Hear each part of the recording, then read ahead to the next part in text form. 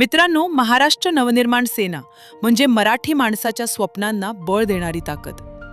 आज शहर संघटक प्रफुल्ल कदमदादा यांच्या हस्ते एका मराठी महिला उद्योजिकेच्या फूड लॉरीचा शुभारंभ करण्यात आला.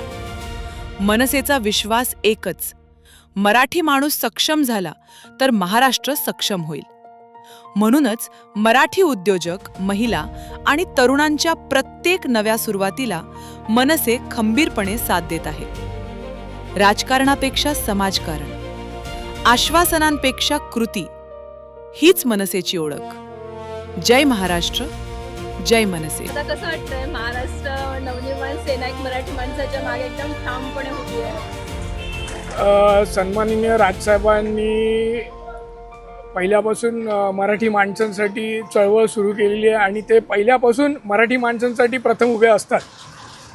त्याच अनुषंगाने आपले ठाणे पालघर जिल्हा अध्यक्ष मनसे नेते अविनाश जाधव साहेब व वसई विरार शहर अध्यक्ष प्रवीणदा भोईर यांच्या अध्यक्षतेखाली आपण नायगावमध्ये सगळी कामं करतोय आणि त्यांनी तर आम्हाला मार्गदर्शन केलेलं आहे की पहिलं काही झालं तरी मराठी माणसासाठी उभं राहायचं, मग कितीही संकट येऊ दे. ताई विद्याताईंच्या मार्फत आपल्या शाखेमध्ये आले, दादा मला एक व्यवसाय सुरू करायचा आहे, अशी गाडीची आपण व्यवस्था केली आहे, तर तुम्ही याल का? म्हटलं नक्की ताई, का नाही येणार. म्हटलं मराठी माणसासाठी महाराष्ट्र नवनिर्माण सेना ही नक्की खंबीरपणे नेहमी सदैव पाठीशी उभी असेल. आणि ताईंना आज शब्द देतो की तुमच्या गाडीला इकडे कोणी काही नाट्टी केली तर महाराष्ट्र नवनिर्माण सेना त्याच्या समोर आहेच आणि मग त्याला आमचा सामोरा करावा लागेल.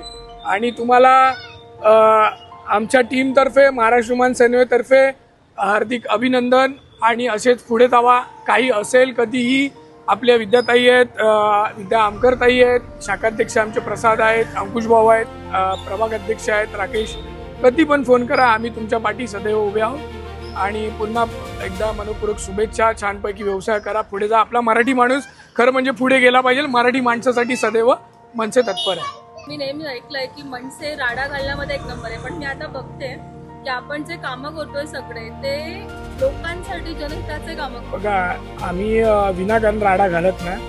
आमच्या मातृभूमीवर कोणी आलं, मातृभाषेवर कोणी आलं तर आम्ही सोडणार नाही. आणि तुम्हाला तर माहिती असेल की आम्ही प्रत्येकाला सांगतो, आमच्यासाठी मराठीचं सर्वप्रथम आहेतच, आम्ही प्रत्येकाला घेऊन चालतो, नाही असं नाही.